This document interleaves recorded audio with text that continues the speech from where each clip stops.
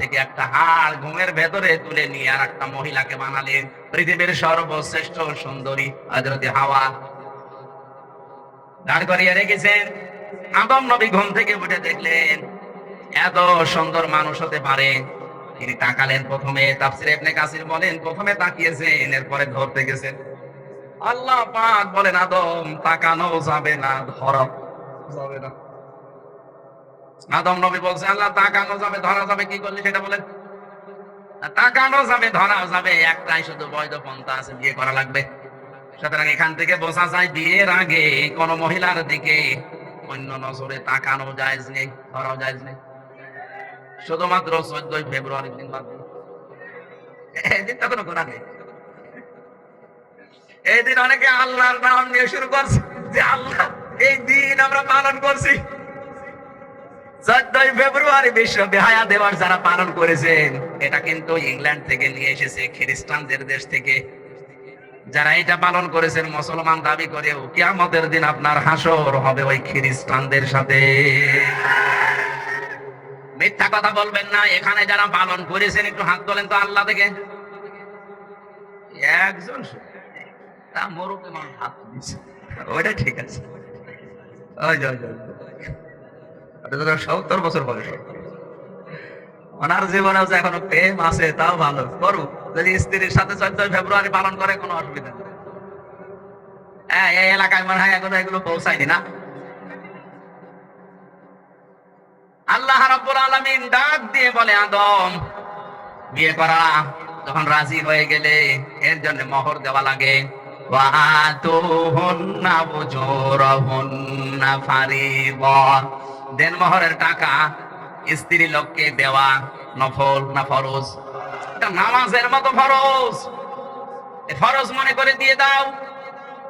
উনি ডাক দিয়ে বলে রব্বুল আলামিন আমার কাছে তো এন্টি পকেট কিছুই নেই, আমি দেব কি? আল্লাহ পাক ওই সময় বলেছিলেন আদম আমার দোস্ত মুহাম্মদুর রাসূলুল্লাহর নামে 10 বার দরুদ পড়ো, ওইটাই তোমার দেন মোহর হিসাবে আমি মেনে নিলাম। দরুদ পড়ার পরে আল্লাহ ডাক দিয়েছেন কুলনা ইয়া আদাম উসকুন আনতা ওয়া যাওজুকাল জান্নাতা ওয়া কুলা মিনহা রাগাদান হাইসু শি'তুমা ওয়া লা তাকরাবা হাদিহিশ শাজারাতা ফাতাকুনা মিনাজ জালিমিন। ভালো করে খেয়াল করবেন, আমি ওই আয়াত পড়েছি জন্মের পর থেকেই। ও এভাবে তো বুঝি না। দেখেন তো কি তথ্য আছে আয়াতে। আল্লাহ আদম নবীকে বললেন বিয়ে হয়ে গেছে, বউ নিয়ে বাবার বাড়ি চলে যাও। আদমের বাবার বাড়ি মানে আদমের বাড়ি জান্নাত। আদমের বাড়ি কি? আর আমাদের বাবার বাড়ির নাম কি? আল্লাহ পাক আমাদের বাবাকে বিয়ে করার পরে বললেন বউ নিয়ে চলে যাও বাড়িতে।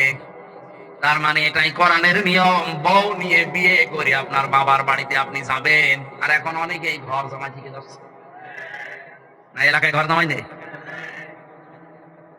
আপনি একটা আহাম্মক না? বিয়ে করে মেয়ে নিয়ে যাবেন আপনি নিজের বাবার বাড়ি, না নিজে সহ থেকে যাচ্ছেন? আল্লাহ পাক আয়াতে কিন্তু শব্দের দিকে খেয়াল করলে দেখবেন বলেন তোমার বউ নিয়ে তোমার বাড়ি যাও। শুধু বাড়ি যাই কি করবা?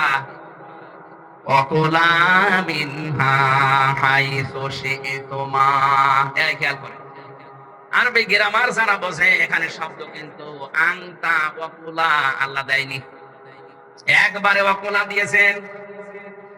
আজ যারা নারী পক্ষ, নারী স্বাধীনতা আন্দোলন, নারী বিপ্লব পরিষদ, নারী মুক্তি পরিষদ নাম করে চিল্লাচ্ছেন যে কোরআন নারীদের অধিকার দেয়নি, আরে শয়তান ওয়াকুলা। আল্লাহ পাক পুরুষের দিকে ঝোঁকেন নাই, নারীর দিকেও ঝোঁকেন নাই, মাঝামাঝি থেকে বলেছেন ওয়াকুলা, দিয়ে বচন দিয়ে দিলাম। হে আদম তোমার বাড়িতে যেখানে ইচ্ছা যাবে, যা ইচ্ছা খাবে, ঠিক আছে, কিন্তু তুমি যেই মানের খাবার খাবে, যেই মানের পোশাক পরবে, সেই মানের জায়গায় থাকবে। ওই রকম খাবার, ওই রকম পোশাক, ওই রকম মানের জায়গায় স্ত্রীকে রাখা লাগবে। আর অন্যান্য ধর্মের লোকেরা চিল্লাচ্ছে ইসলাম কি দিয়েছে, কি দিয়েছে আপনি টের পান? আপনি তো জানেনই না কি দিয়েছে।